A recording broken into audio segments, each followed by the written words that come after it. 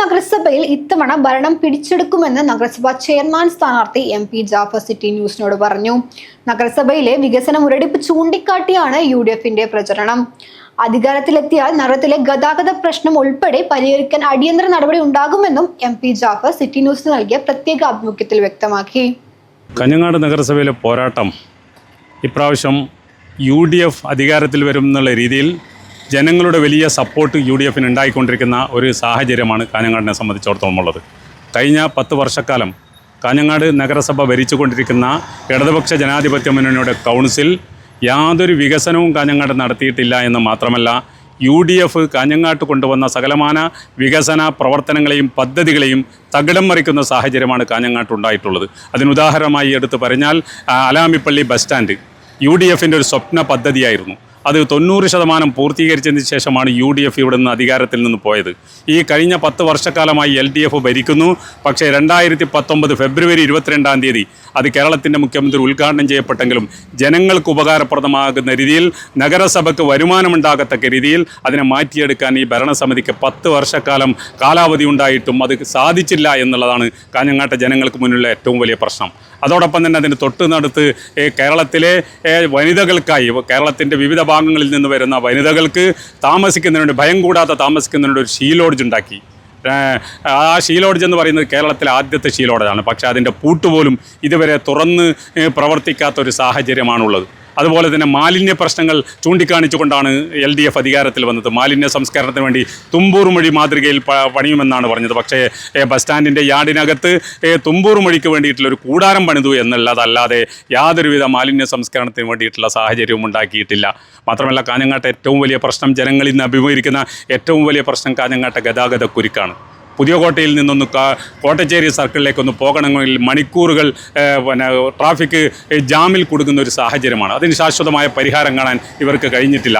അശാസ്ത്രീയമായ പാർക്കിങ്ങും അതുപോലെ തന്നെ ട്രാഫിക് നിയന്ത്രണത്തിലുള്ള അശാസ്ത്രീയതയുമാണ് അതിന് ഏറ്റവും വലിയ കാരണം. അതുകൊണ്ട് തന്നെ UDF ജനങ്ങളോട് പറയുന്നത് ആ ഗതാഗതക്കുരുക്ക് പൂർണ്ണമായും ഒഴിവാക്കുന്നതിന് വേണ്ടിയിട്ടുള്ള പദ്ധതികൾ, പുതിയ പാർക്കിംഗ് സംവിധാനങ്ങൾ, അതുപോലെ തന്നെ അവിടെയുള്ള പഴയ ബസ് സ്റ്റാൻഡ് പൊളിച്ചു നീക്കി അവിടെ ടൗൺ ബസ് സ്റ്റാൻഡാക്കി നിലനിർത്തിക്കൊണ്ട് മറ്റെല്ലാ ബസ്സുകളെയും അവിടെയുള്ള മുഴുവൻ പുതിയ ബസ് സ്റ്റാൻഡിനകത്തേക്ക് കൊണ്ടുപോവുകയും അവിടെ ഒരു പുറകോട്ടേക്ക് മാറ്റി ഒരു ഷോപ്പിംഗ് കോംപ്ലക്സ് പണിയുകയും അതുപോലെ തന്നെ അവിടെ നിന്ന് റോഡ് മുറിച്ച് കടക്കുന്നതിന് വേണ്ടിയിട്ടുള്ള ഒരു ഫുട് ഓവർ ബ്രിഡ്ജ്, ലിഫ്റ്റ് അടക്കമുള്ള ഫുട് ഓവർ ബ്രിഡ്ജൊക്കെ നിർമ്മിച്ചുകൊണ്ട് ഗതാഗതക്കുരുക്ക് ശാശ്വതമായ പരിഹാരമുണ്ടാക്കുക എന്നുള്ളതാണ് UDFനെ സംബന്ധിച്ചിടത്തോളമുള്ള പദ്ധതി.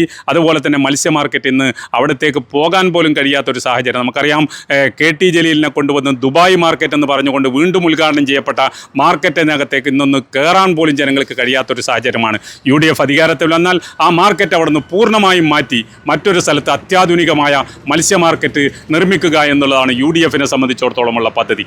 അതുപോലെ തന്നെ വായുന്നോരുടെ കുടിവെള്ള പദ്ധതി 2019 ഫെബ്രുവരി 22 കേരളത്തിൻ്റെ മുഖ്യമന്ത്രി ഉദ്ഘാടനം ചെയ്ത ആ വായുന്നോരുടെ കുടിവെള്ള പദ്ധതിയിൽ നിന്ന് ഒരു തുള്ളി ദാഹജലം പോലും ഇതുവരെ അവിടെയുള്ള ജനങ്ങൾക്ക് കിട്ടിയിട്ടില്ല. അതൊക്കെ പൂർണ്ണ സജ്ജമാക്കേണ്ടതായിട്ടുണ്ട്. അതുപോലെ തന്നെ നമ്മുടെ സയൻസ് പാർക്ക് എന്ന് പറയുന്ന UDF കൊണ്ടുവന്ന ഒരു പദ്ധതിയാണ്. ആ സയൻസ് പാർക്കും ഇന്ന് അടച്ചുപൂട്ടിയിട്ടാണുള്ളത്. അതിനെ പൂർണ്ണ സജ്ജമാക്കിക്കൊണ്ട് ശാസ്ത്ര സാങ്കേതിക രംഗത്ത് AI യുഗത്തിലേക്ക് കടന്നുകൊണ്ടിരിക്കുന്ന നമ്മുടെ കാഞ്ഞങ്ങാട്ടെ യുവസമൂഹത്തിന്, യുവാക്കൾക്കും വിദ്യാർത്ഥികൾക്കും ഉപകാരപ്രദമാകുന്ന രീതിയിൽ അതിനെ പരിഷ്കരിച്ച് പുനരുദ്ധരിക്കേണ്ടതുണ്ട്.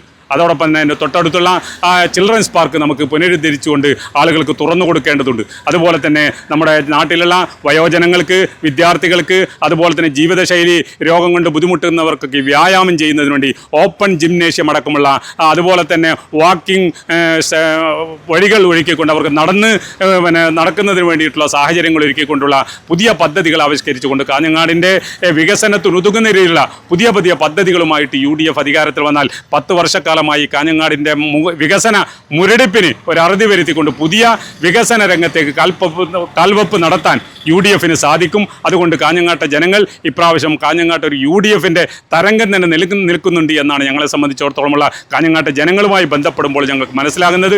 തീർച്ചയായും ഈ തെരഞ്ഞെടുപ്പിൽ കാഞ്ഞങ്ങാട് UDF അധികാരത്തിൽ വരും എന്ന് തന്നെയാണ് ഞങ്ങൾ മനസ്സിലാക്കുന്നതും അതിനുവേണ്ടിയുള്ള പ്രവർത്തനങ്ങൾ നടത്തിക്കൊണ്ടിരിക്കുന്നത്. ഞങ്ങൾക്കുള്ള ഏറ്റവും വലിയ അനുകൂല ഘടകമെന്ന് പറയുന്നത് കാഞ്ഞങ്ങാട് നഗരസഭയിൽ LDF നടത്തിയിരിക്കുന്ന വികസന മുരടിപ്പാണ് ഒന്നാമത്തത്. രണ്ടാമത്തത്, കാഞ്ഞങ്ങാട്ട് വാർഡ് വിഭജനം നടന്നപ്പോൾ ആ കാഞ്ഞങ്ങാട്ട് നഗരസഭയിൽ വാർഡ് വിഭജനത്തിൽ പൂർണ്ണമായും നീതി രീതിയല്ലെങ്കിലും ഒരു ഭാഗികമായിട്ടുള്ള ഒരു നീതി ആ വാർഡ് വിഭജനത്തിൽ നടന്നിട്ടുണ്ട്. CPM വിചാരിക്കും പോലെ അവരുടെ പാർട്ടിക്ക് അനുസരിച്ചുകൊണ്ട് അവരുടെ പാർട്ടി സെല്ലിനനുസരിച്ചുകൊണ്ട് അത് വിഭജിക്കാൻ വേണ്ടി കഴിഞ്ഞിട്ടില്ല എന്നുള്ളത് ഏറ്റവും വലിയൊരു ഘടകമായി ഞങ്ങൾ കാണുകയാണ്. 43 വാർഡ് ഉണ്ടായിരുന്ന കാഞ്ഞങ്ങാട് നഗരസഭയിൽ 47 വാർഡ് വർദ്ധിച്ചപ്പോൾ 4 വാർഡുകളിൽ അതിൽ 3 വാർഡുകളും UDFന് അനുകൂലമായ രീതിയിൽ വിധി എഴുതപ്പെടുന്ന ഒരു സാഹചര്യമാണ് ഇന്ന് നിലവിലുള്ളത്. അതുകൊണ്ട് വാർഡ് വിഭജനം UDFന് അനുകൂലമായിട്ടാണ് നടന്നിട്ടുള്ളത്. അത് അങ്ങനെ ഒരു നീതിപൂർവമായ വാർഡ് വിഭജനം നടത്തിയത് കൊണ്ട് തന്നെ മുനിസിപ്പൽ സെക്രട്ടറിയെ വാർഡ് വിഭജനം കഴിഞ്ഞ ഉടനെ ഇവിടുന്ന് മാറ്റുന്ന സാഹചര്യം പോലും ഉണ്ടായിട്ടുണ്ട്. ആ ഘടകവും അതുപോലെ തന്നെ ജനങ്ങളിൽ ഇന്ന് കാണുന്ന ഈ വികസനം ഉണ്ടാവണം, UDF എന്നാൽ മാത്രമേ വികസനം ഉണ്ടാകൂ എന്നുള്ള ജനങ്ങളുടെ കാഴ്ചപ്പാടും തീർച്ചയായും UDFനെ സംബന്ധിച്ചോളം അനുകൂലമായിട്ടുള്ള ഘടകമാണ്.